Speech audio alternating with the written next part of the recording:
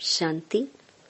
13 दिसंबर 2025 बाबा के महावाक्य। मीठे बच्चे, तुम्हारी यह ईश्वरीय मिशन है।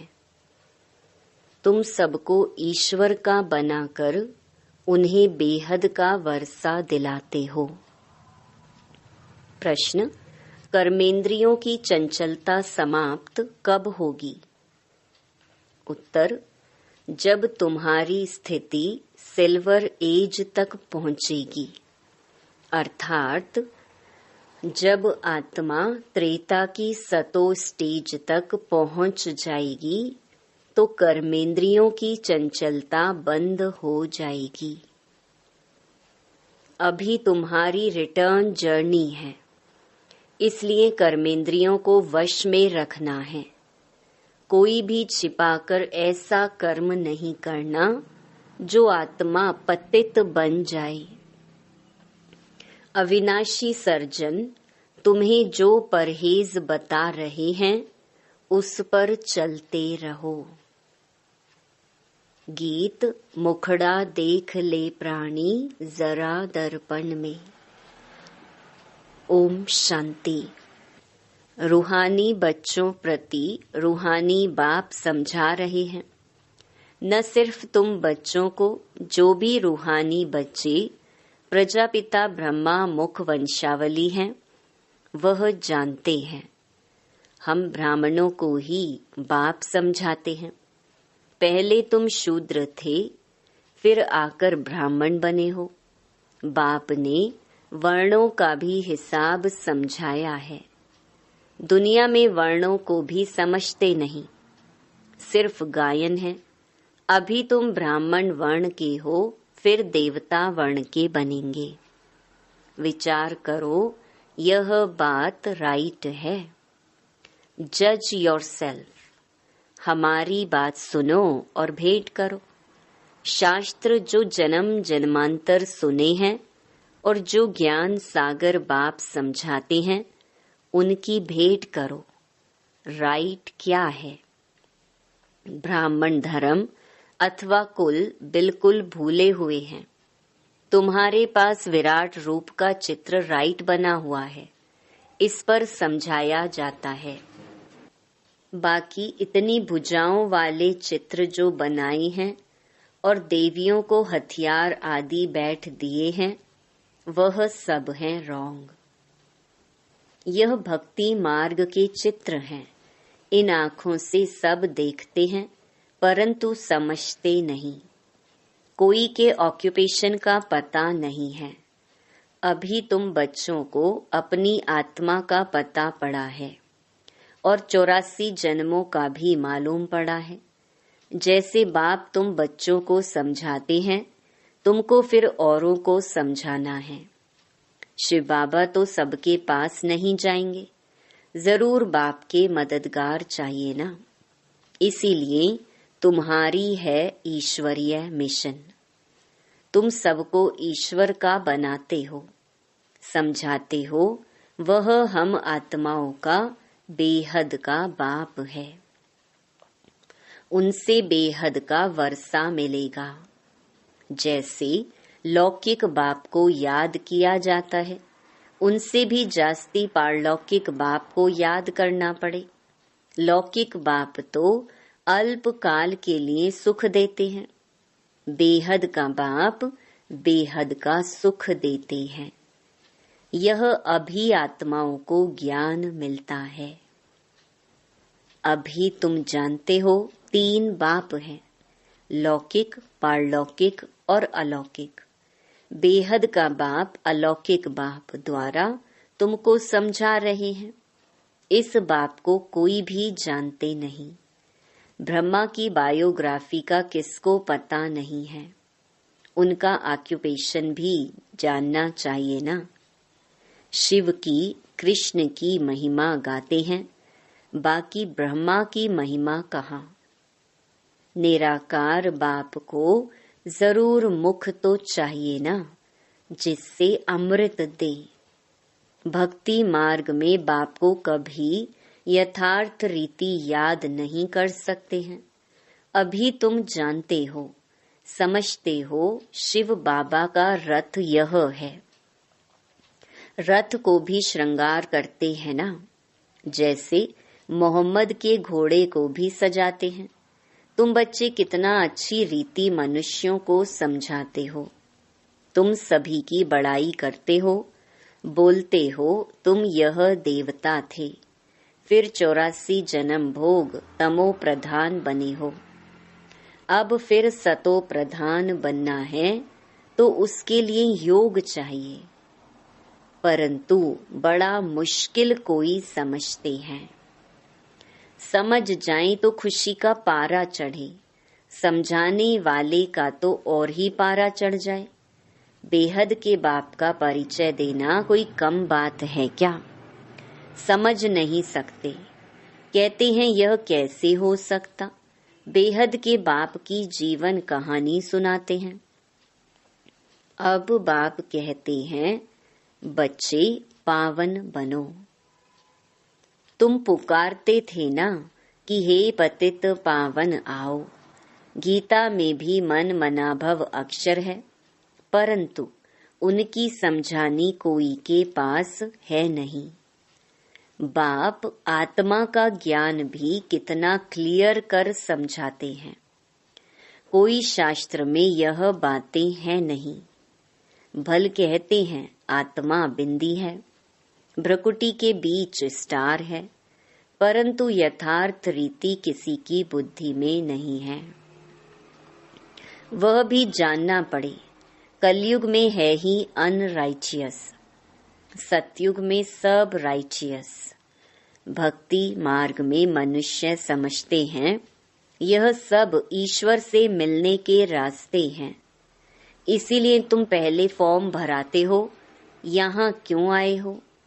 इससे भी तुमको बेहद के बाप का परिचय देना है। पूछते हो आत्मा का बाप कौन? सर्वव्यापी कहने से तो कोई अर्थ ही नहीं निकलता। सबका बाप कौन? यह है मुख्य बात। अपने अपने घर में भी तुम समझा सकते हो। 1-2 मुख्य चित्र, सीढ़ी, त्रिमूर्ति, झाड़, यह बहुत जरूरी है। झाड़ से सब धर्म वाले समझ सकते हैं कि हमारा धर्म कब शुरू हुआ। हम इस हिसाब से स्वर्ग में जा सकते हैं। जो आते ही पीछे हैं वह तो स्वर्ग में जा ना सके, बाकी शांति धाम में जा सकेंगे। झाड़ से भी बहुत क्लियर होता है। जो जो धर्म पीछे आए हैं उन्हों की आत्माएं जरूर ऊपर में जाए विराजमान होंगी। तुम्हारी बुद्धि में सारा फाउंडेशन लगाया जाता है। बाप कहते हैं आदि सनातन देवी देवता धर्म का सैपलिंग तो लगा, फिर झाड़ के पत्ते भी तुमको बनाने हैं। पत्ते बिगर तो झाड़ होता नहीं। इसीलिए बाबा पुरुषार्थ कराते रहते हैं आप समान बनाने के लिए। और धर्म वालों को पत्ते नहीं बनाने पड़ते हैं, वह तो ऊपर से आते हैं, फाउंडेशन लगाते हैं, फिर पत्ते पीछे ऊपर से आते जाते हैं। तुम फिर झाड़ की वृद्धि के लिए यह प्रदर्शनी आदि करते हो। इससे पत्ते लगते हैं, फिर तूफान आने से गिर पड़ते हैं, मुरझा जाते हैं। यह आदि सनातन देवी देवता धर्म की स्थापना हो रही है। इसमें लड़ाई आदि की कोई बात नहीं। सिर्फ बाप को याद करना और कराना है। तुम सबको कहते हो और जो भी रचना है उनको छोड़ो। रचना से कभी वर्षा मिल ना सके, रचयिता बाप को ही याद करना है और किसकी याद ना आए। बाप का बनकर ज्ञान में आकर फिर अगर कोई ऐसा काम करते हैं तो उसका बोझा सिर पर बहुत चढ़ता है। बाप पावन बनाने आते हैं और फिर ऐसा कुछ काम करते हैं तो और ही पतित बन पड़ते हैं। इसीलिए बाबा कहते हैं ऐसा कोई काम नहीं करो जो घाटा पड़ जाए। बाप की ग्लानि होती है ना। ऐसा कर्म नहीं करो जो विकर्म जास्ती हो जाए। परहेज भी रखनी है। दवाई में भी परहेज रखी जाती है। डॉक्टर कहे यह खटाई आदि नहीं खानी है तो मानना चाहिए। कर्मेंद्रियों को वश करना पड़ता है। अगर छिपाकर खाते रहेंगे तो फिर दवाई का असर नहीं होगा। इसको कहा जाता है आसक्ति। बाप भी शिक्षा देते हैं यह नहीं करो। सर्जन है ना। लिखते हैं बाबा मन में संकल्प बहुत आते हैं, खबरदार रहना है। गंदे स्वप्न, मनसा में संकल्प आदि बहुत आएंगे, इनसे डरना नहीं है। सत्युग त्रेता में यह बातें होती नहीं।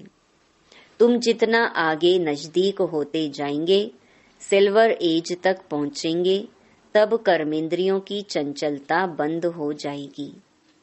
कर्मेंद्रियां वश हो जाएंगी। सत्युग त्रेता में वश थी ना। जब उस त्रेता की अवस्था तक आओ तब वश होंगी। फिर सतयुग की अवस्था में आएंगे तो सतो प्रधान बन जाएंगे। फिर सब कर्मेंद्रियां पूरी वश हो जाएंगी। कर्मेंद्रियां वश थी ना, नई बात थोड़ी है। आज कर्मेंद्रियों के वश हैं, कल फिर पुरुषार्थ कर कर्मेंद्रियों को वश कर लेते हैं। वह तो 84 जन्मों में उतरते आए हैं। अभी रिटर्न जर्नी है। सबको सतो प्रधान अवस्था में जाना है। अपना चार्ट देखना है। हमने कितने पाप कितने पुण्य किए हैं। बाप को याद करते करते आयरन एज से सिल्वर एज तक पहुंच जाएंगे तो कर्मेंद्रियां वश हो जाएंगी। फिर तुमको महसूस होगा अभी कोई तूफान नहीं आते हैं, वह भी अवस्था आएगी। फिर गोल्डन एज में चले जाएंगे। मेहनत कर पावन बनने से खुशी का पारा भी चढ़ेगा। जो भी आते हैं उनको समझाना है कैसे तुमने 84 जन्म लिए हैं। जिसने 84 जन्म लिए हैं वही समझेंगे। कहेंगे अब बाप को याद कर मालिक बनना है। 84 जन्म नहीं समझते हो तो शायद राजाई के मालिक नहीं बने होंगे। हम तो हिम्मत दिलाते हैं, अच्छी बात सुनाते हैं। तुम नीचे गिर पड़ते हो। जिसने 84 जन्म लिए होंगे उनको झट स्मृति आएगी। बाप कहते हैं तुम शांति धाम में पवित्र तो थे ना। अब फिर तुमको शांति धाम सुख धाम में जाने का रास्ता बताते हैं और कोई भी रास्ता बता ना सके। शांति धाम में भी पावन आत्माएं ही जा सकेंगी। जितना खाद निकलती जाएगी उतना ऊंच पद मिलेगा। जो जितना पुरुषार्थ करे। हरेक के पुरुषार्थ को तो तुम देख रहे हो। बाबा भी बहुत अच्छी मदद करता है। यह तो जैसे पुराना बच्चा है, हरेक की नब्ज को समझते हो ना। सयाने जो होंगे वह झट समझ जाएंगे। बेहद का बाप है, उनसे जरूर स्वर्ग का वर्षा मिलना चाहिए। मिला था, अब नहीं है, फिर मिल रहा है। एम ऑब्जेक्ट सामने खड़ा है। बाप ने जब स्वर्ग की स्थापना की थी तुम स्वर्ग के मालिक थे। फिर 84 जन्म ले नीचे उतरते आए हो। अभी है यह तुम्हारा अंतिम जन्म। हिस्ट्री रिपीट तो जरूर करेगी ना। तुम सारा 84 का हिसाब बताते हो। जितना समझेंगे उतना पत्ते बनते जाएंगे। तुम भी बहुतों को आप समान बनाते हो ना। तुम कहेंगे हम आए हैं सारे विश्व को माया की जंजीरों से छुड़ाने। बाप कहते हैं मैं सबको रावण से छुड़ाने आता हूँ। तुम बच्चे भी समझते हो बाप ज्ञान का सागर है। तुम भी ज्ञान प्राप्त कर मास्टर ज्ञान सागर बनते हो ना। ज्ञान अलग है, भक्ति अलग है। तुम जानते हो, भारत का प्राचीन राजयोग बाप ही सिखलाते हैं, कोई मनुष्य सिखला नहीं सकते। परंतु यह बात सबको कैसे बताएं? यहाँ तो असुरों के विघ्न भी बहुत पड़ते हैं। आगे तो समझते थे शायद कोई किचड़ा डालते हैं, अभी समझते हो यह विघ्न कैसे डालते हैं। Nothing new. कल्प पहले भी यह हुआ था। तुम्हारी बुद्धि में यह सारा चक्कर फिरता रहता है। बाबा हमको सृष्टि के आदि मध्य अंत का राज समझा रहे हैं। बाबा हमको लाइट हाउस का भी टाइटल देते हैं। एक आंख में मुक्ति धाम, दूसरी आंख में जीवन मुक्ति धाम। तुमको शांति धाम में जाकर फिर सुख धाम में आना है।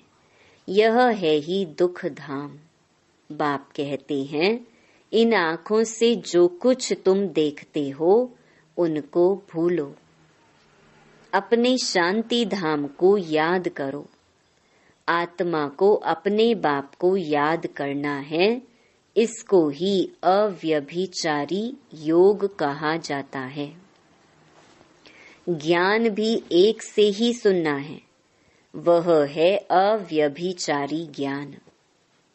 याद भी एक को करो, मेरा तो एक, दूसरा ना कोई।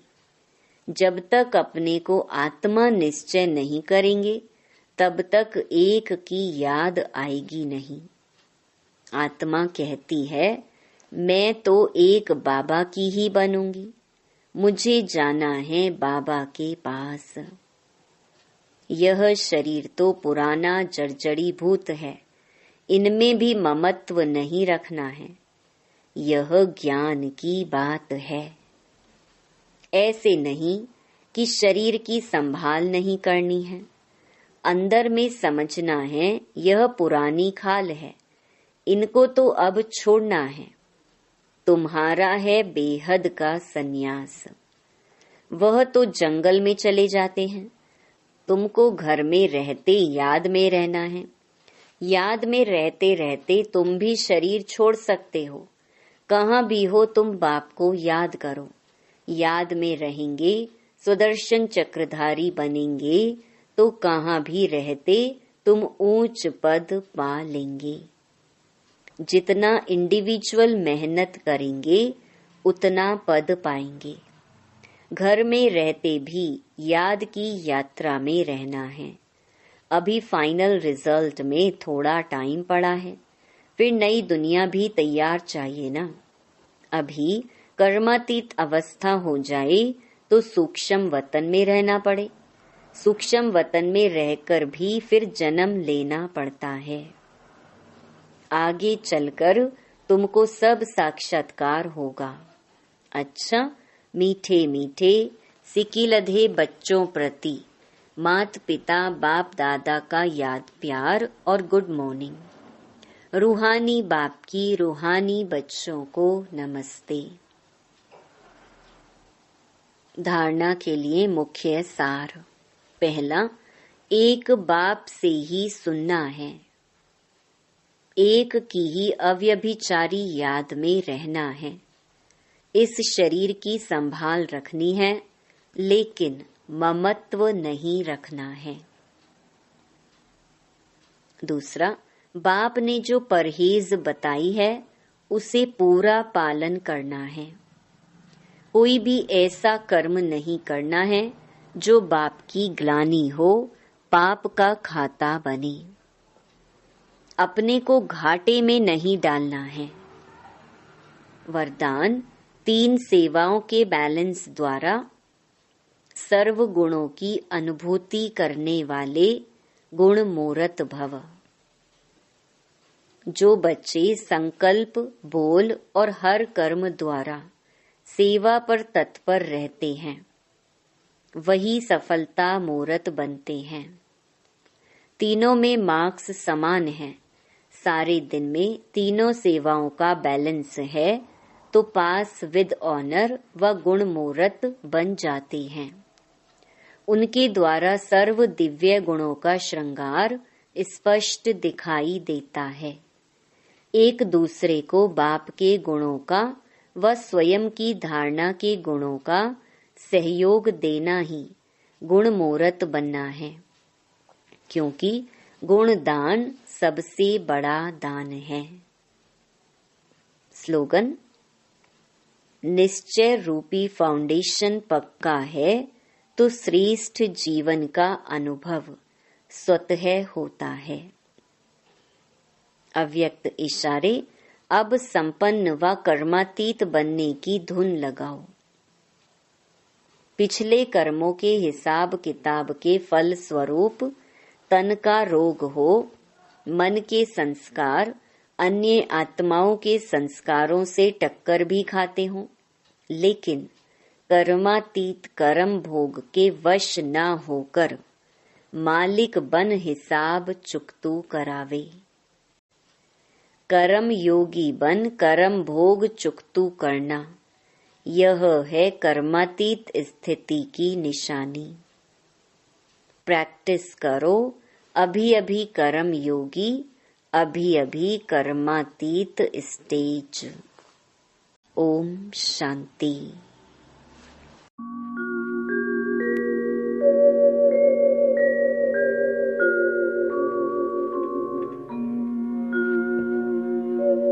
वही शिव परम पिता सबके, जो रहते पांच तत्वों के पार, जिसे सब कहते हैं निराकार, जिसे सब कहते हैं निराकार।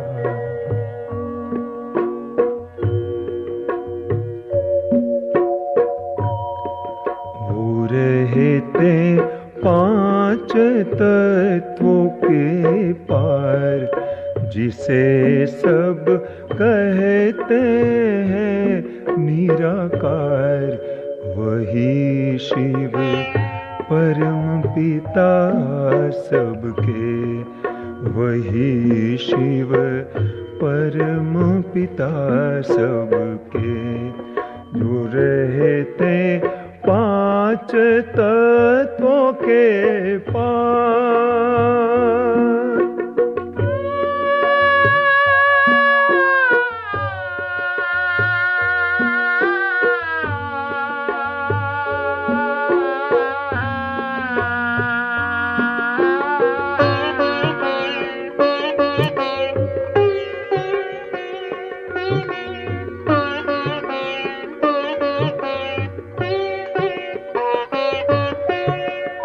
ज्योति बिंदु रूप है प्यारा, परम धाम घर सबसे न्यारा। ज्योति बिंदु रूप है प्यारा, परम धाम घर सबसे न्यारा। ब्रह्मलोक प्रकाश कुंड वो जहाँ रहता है सबका सहारा।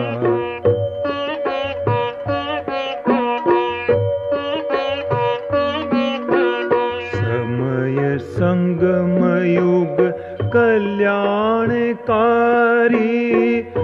इसमें होता सर्व उद्धार। जो रहते पांच तत्वों के पार,